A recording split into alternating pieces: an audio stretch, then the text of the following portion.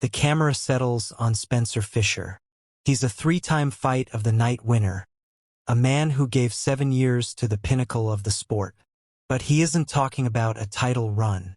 He's struggling to find the words to describe his own children. I'll go for a physical, and they found lesions in my brain, and which led to further studies, and I found that I have dementia, depression, dizzy spells, calling people different names, not knowing their actual name. My kids, I've had instances in the past that I couldn't think of their name on the spot, and just my balance is shot. I have a hard time remembering what I did yesterday, and last week's a complete blur. My long-term memory is okay, but my short-term memory is gone. I got a supportive family that understands my conditions and tries to help me out the best they can.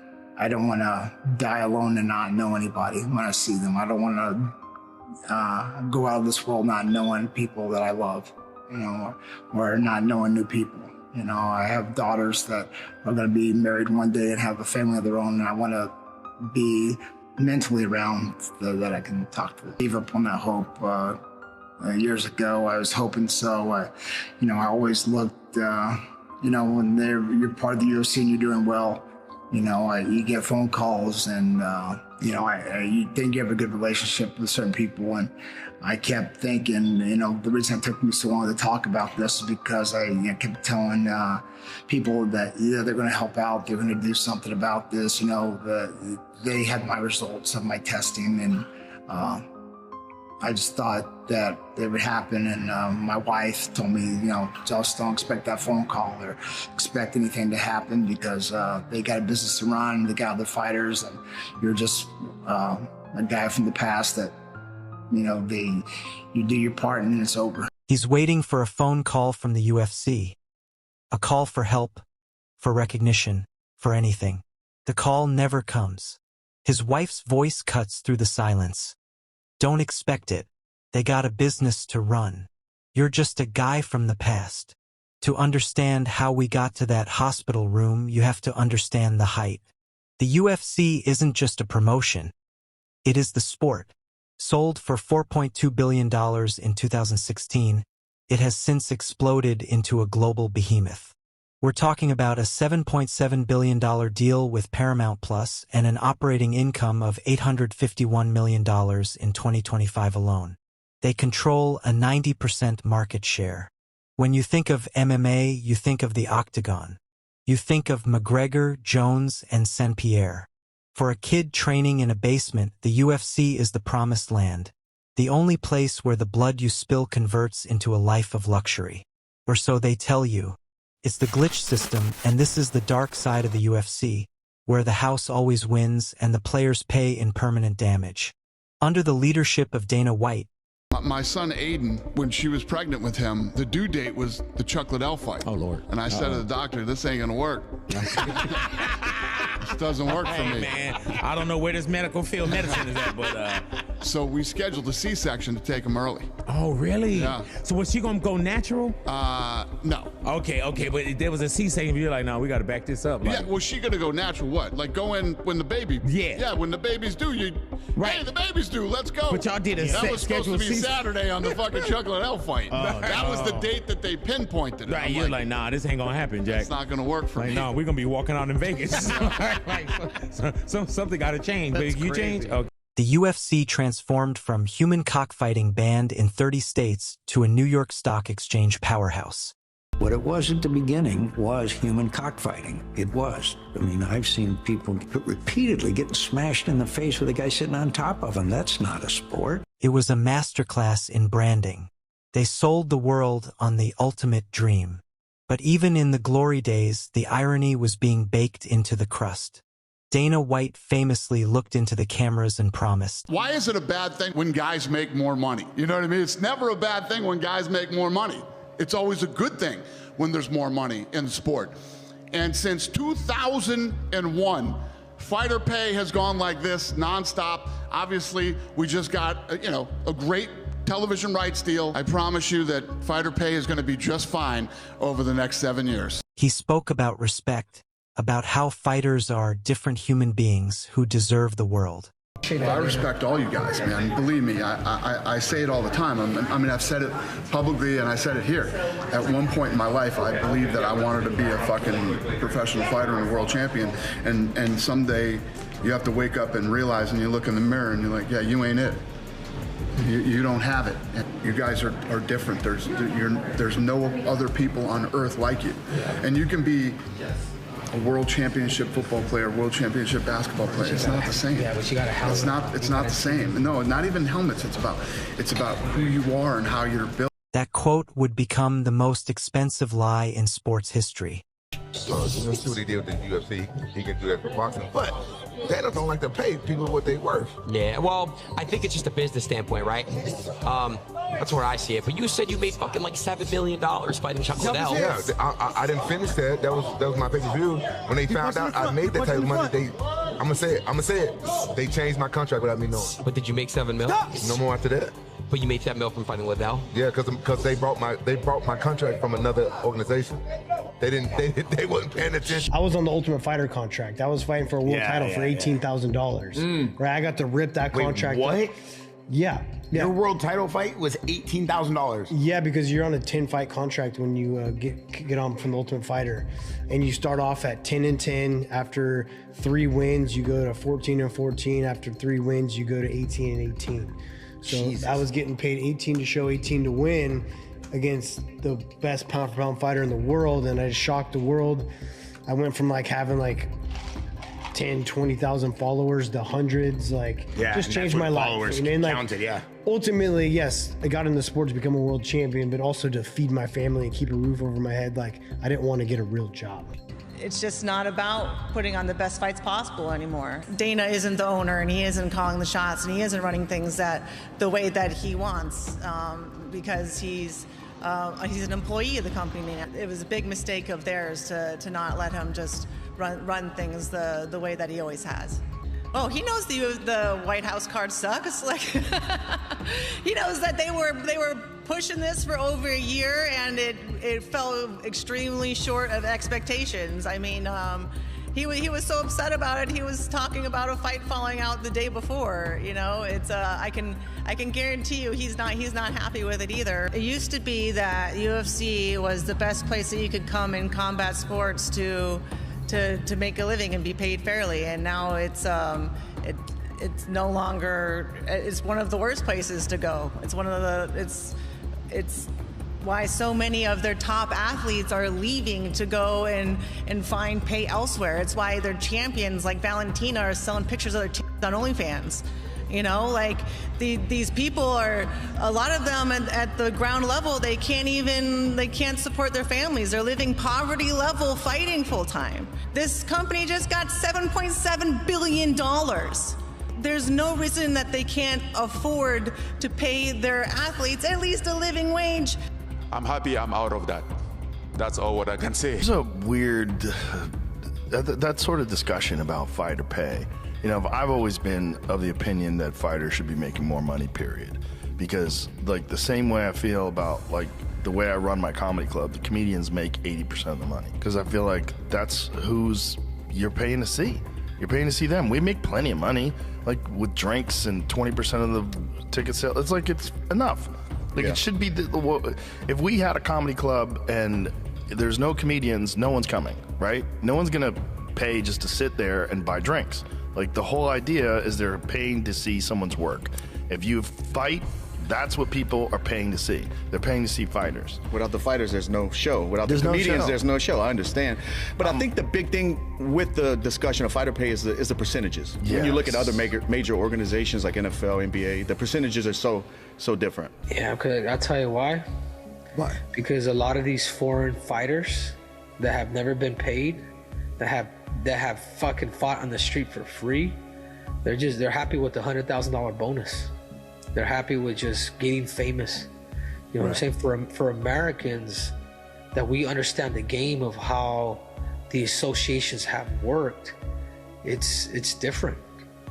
There's a 51-49 pay in basketball, football, MLB, and these guys are making. If these dudes truly knew what they are making and what the UFC could potentially pay them, they think a little bit different. And the other thing that I will say is managers, you know, would managers work together? Like, you know, Pantoja, I mean, he was a former champ. When he was fighting in the UFC, he was working Uber Eats. Like, you know what I'm saying? It's not just him. There's a bunch of them. But he's afraid and scared and doing their own thing. But it's like, whenever these fighters stop becoming and these managers can actually get together, is when these guys could actually start to actually formulate something to where, all right, man, you guys made a lot of money now. Like let's distribute it a little bit better. And this right here, even this conversation right here, Kamaru. Yes. Like it's gonna cost me, dude. Like, you know what I'm saying? Right. It's gonna cost my relationship with the UFC because I'm speaking the truth. Why would a conversation like this cost you? Because everybody's afraid, Kamaru, including yourself, dude. Nobody wants to go. Nobody wants to be enemies with the UFC. Like, who does? Like, who does? Come on. What are the politics behind the UFC? Like, I've heard, like, you don't know what's gonna happen. You don't even pick the fights. And you just get a call and you just accept it. Yeah. So you have no say in what happens. You have no say. You know, Hunter Campbell, who is like the UFC lawyer, he kind of just tells you what direction they're gonna go, and it's either you take it or leave it. So you don't really get a choice what you want to do. They just leave you. They just leave you. They ice you. They won't give you fights. They'll just let you sit out there. They'll say, hey, you turn down this fight. Now you're not gonna fight for the year. You're not gonna make money. They'll freeze you out. Wow. Yeah. So you're forced to take whatever they give you, even if it's not a good move for your career, whatever it is. Yeah, even if it's not a good move and you don't think you're getting paid what you deserve, it doesn't matter. They say, hey, you either accept it, be a company man, or we'll just ice you and you don't get a fight to make money. I guess, and fighters always want to make more money. Boxing has absolutely been destroyed because of money and all the things that go on. It's never gonna happen while I'm here. Believe me, these guys get paid what they're supposed to get paid. They eat what they kill. They get a percentage of the pay-per-view buys, and the money is spread out amongst all the fighters. If you don't like it, there's a simple solution to this problem. Go start your own MMA organization, no barrier to entry, knock yourself out, pay them whatever you want to pay them. It's been done before. How's it worked out for other guys? Not well. Mind your business. The facade began to peel back in 2014.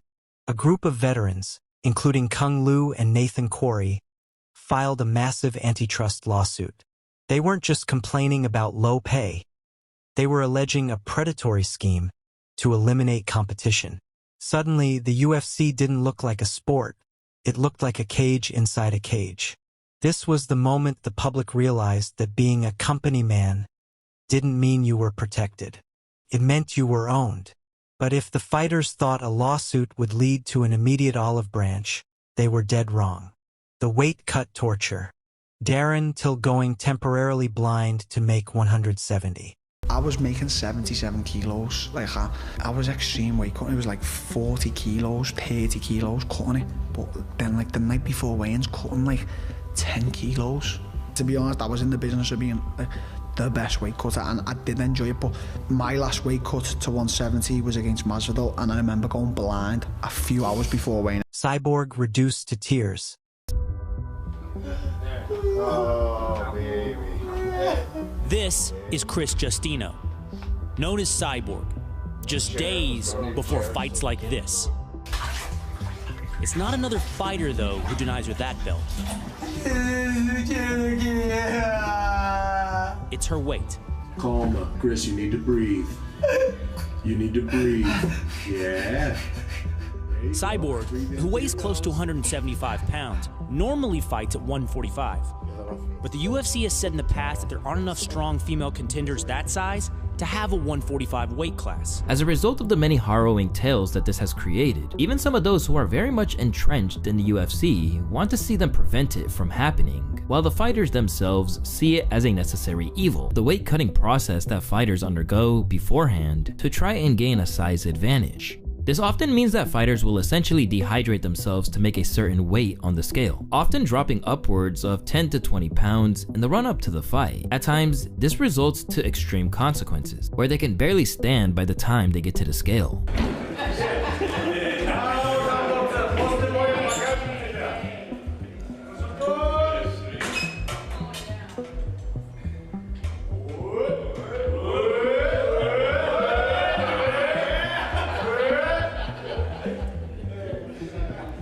Official weight 170 pounds for Joaquin Buckley. and in the recent case of Cameron Smotherman, literally pass out from the exertion and depletion of nutrients.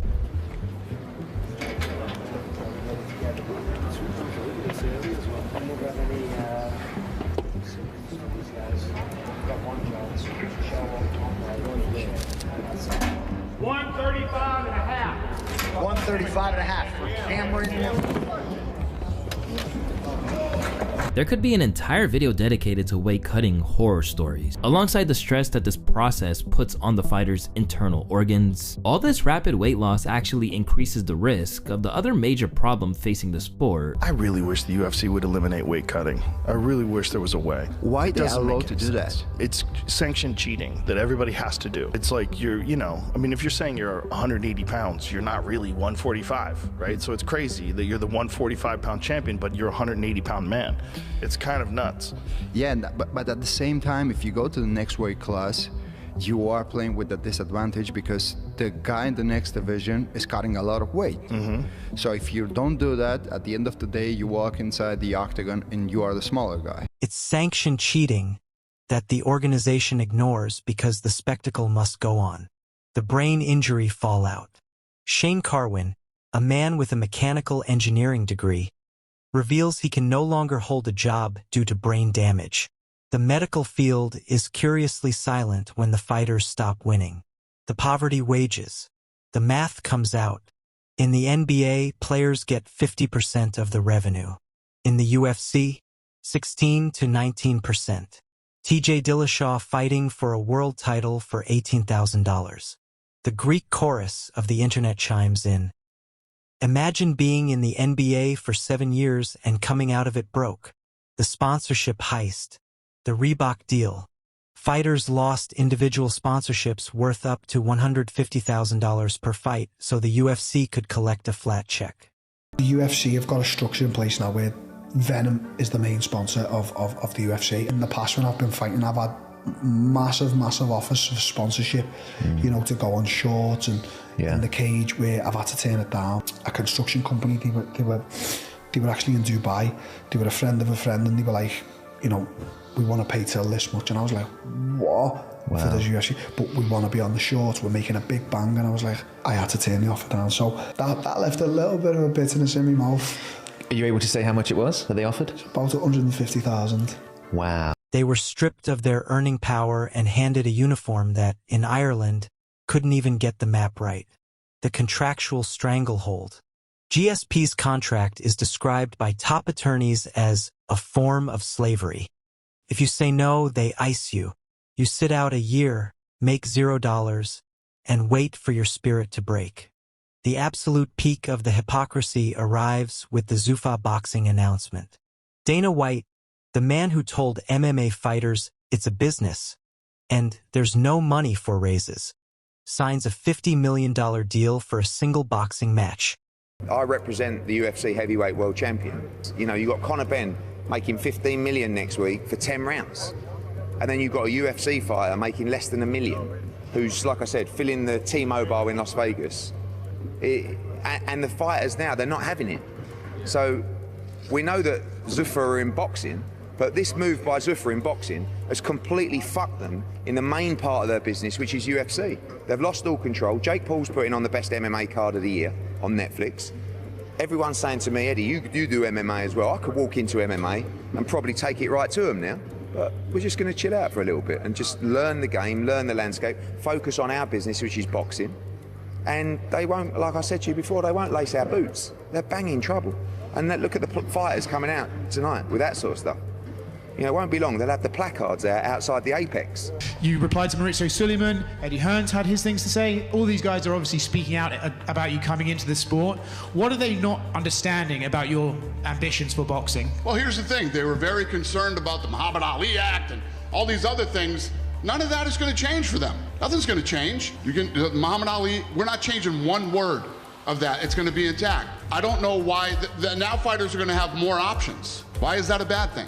Why are more options a bad thing? It's not. I expected it anyway. The money was always there. It just wasn't for the people who built the house. We see Pantoja, an active UFC champion, delivering Uber Eats to feed his family while the organization spends $60 million on a single White House fight card for the aesthetics. It is the ultimate betrayal of the fighter-first myth. We have to zoom out. This isn't just about a fight promotion. It's about the terrifying efficiency of a monopoly. The UFC's success proves that if you control the platform, you can treat the people who provide the value as disposable batteries. We return to Dana's 2001 promise of fine pay. Looking at Spencer Fisher's lesions and TJ Dillashaw's $18,000 check, that promise hasn't just aged badly. It's become a confession. The system isn't broken. It's working exactly as intended. The UFC story reveals a pattern older than sports. The people who take the physical risk are almost never the people who hold the financial power. As always, it's the glitch system, and I want to thank you all for watching today's autopsy. It's a heavy one, but the truth usually is. I'll see you guys on the next one. Peace.